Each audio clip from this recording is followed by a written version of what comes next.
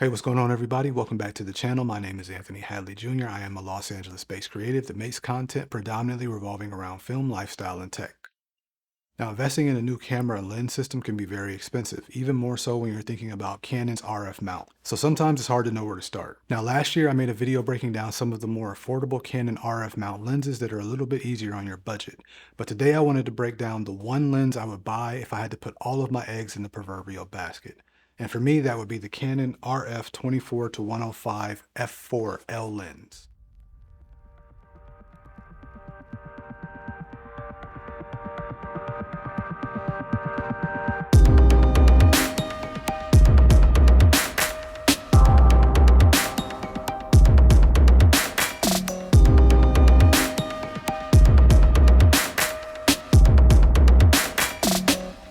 To me, this is one of the most versatile zoom focal lengths out there, regardless of the camera or the mount system. And compared to all of Canon's other L lenses, let alone their RF mount L lenses, I do believe that the value proposition on this may be higher than any other Canon professional lens that they make. Now, the two obvious caveats for this lens are going to be the f4 aperture, which means you are going to lose some of your shallow depth of field, and you're also going to lose some of your low light capabilities. And while outside of compensating for the lack of natural light by raising your ISO, there aren't a lot of ways to overcome the low light issue, I would argue that spending just a little bit more time on your compositions will allow you to still achieve a similar or at least pleasing shallow depth of field with this lens or really any other f4 lens. And as a side note, even though we all love the look of shallow depth of field, most feature films are going to be shot at an aperture between 2.8 and 5.6 and usually closer to the 5.6. We need a 35 mil. 35 mil, please. We're getting this in a wide shot, right?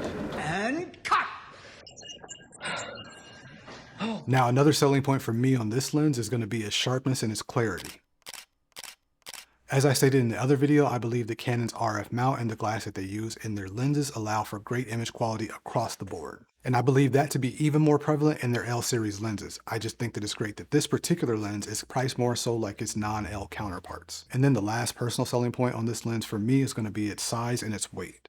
Now, one of the most notable things about all of Canon's RF L lenses is how big and how chunky they are. 50, it is considerably heavier. Something to keep in mind Which in and of itself to me is not a bad thing, but I do believe with that little bit of extra weight or space that you can save in your bag, that may make room for that extra little piece of gear that you want to pack with you on your next trip. Now, I am going to put that theory to the test in an upcoming trip where I travel with just this lens and maybe one small 50mm just specifically for B-roll as that extra piece of gear, but that is a different video for a different day. If you guys have any thoughts or questions or you thought I missed something, let me know in the comments below.